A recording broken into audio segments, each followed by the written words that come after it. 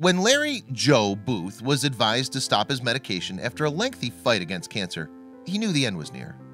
But there was one thing he'd always longed to do in his lifetime, and his kind-hearted nurse helped to make that dream a reality.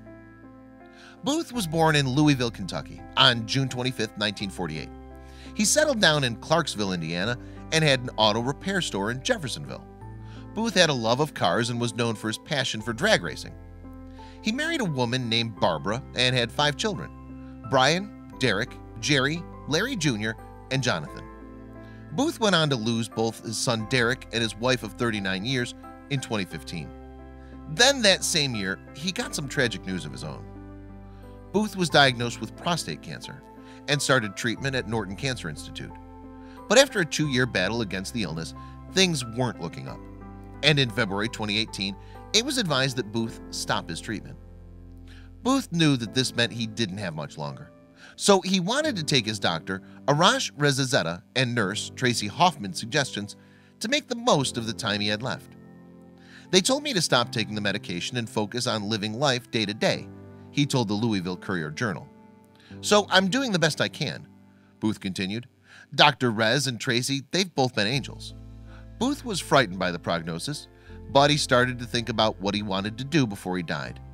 And then he realized that there was one thing that had always been at the top of his bucket list. As a child, Booth developed an interest in World War II planes. In fact, the young boy used to play with model aircraft regularly. But even so, he'd never actually experienced the real deal at any point in his life. I've never stepped foot in an airplane, he admitted to Courier-Journal. I used to build model airplanes all the time as a kid, but I just never got the chance. And so he told Hoffman his dream, and she wanted to do everything in her power to help him achieve it. Here we are talking about the end of his life, and he's thinking about how he's never been in an airplane, she recalled for Courier-Journal. Hoffman shared an online post detailing Booth's story and asked if anyone could be of assistance, and she revealed that before long, her phone started to explode. Over 25 pilots offered to fly Booth over the Louisville area. In the end, they organized the flight with one out of Bowman Airport in St. Matthews. By February 25th, the day had finally arrived, and Booth confessed that he was nervous, as well as eager to get on board. I'm getting one wish granted, but I'm hoping for a parachute too, he quipped at the time. Booth arrived at Bowman Airfield, assisted by a cane, Hoffman, and his son Brian. He and his son boarded the plane and took the 30-minute flight together, as Hoffman watched from the runway in tears. And after they'd landed safely, Brian revealed that his father even got the chance to try his hand at piloting the aircraft. It was priceless, Brian said. He's never done anything like that.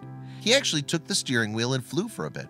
To me, it was nice to see. To him, it was great.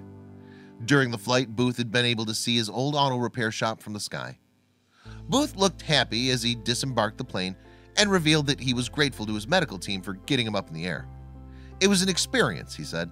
It's a different world altogether up there. Afterward, the group gathered around while the pilot said a prayer for the cancer patient. Before heading home, Booth said it was a good day. He continued visits with his doctor in the weeks following the flight, and Hoffman revealed that he'd been a true inspiration in reminding her how important it is to live life to the fullest. He has a lot of pain, but he doesn't complain about it, Hoffman stated. He's trying to make the most of the time he has left. That's something we should all do. The story was shared through several media outlets, and soon it became clear that Booth had touched not only Hoffman and Rezazeta, but also people he'd never met. Well done. I loved reading this, kind folks, one commenter posted via Facebook. Another social media user agreed that the generosity of Booth's medical team and the pilot shows what an impact a thoughtful gesture can leave. I'm so happy when people do for others, they wrote. This is truly what life is about. Love in its simplest form. Booth was able to live out his childhood dream at the age of 69. But sadly, following his experience of flying a plane, his health continued to decline. He passed away at home on April 5, 2018, a few weeks after fulfilling his dying wish. A service was held at Scott Funeral Home in Jefferson 5 days after his death. While Booth will certainly be missed, it's clear that he's left a lasting impression on the people that knew him, and he also left them with some words of wisdom to follow. When asked what his guidance to others would be, Booth told Courier-Journal, "Try to do as much as you can, and don't give up at all.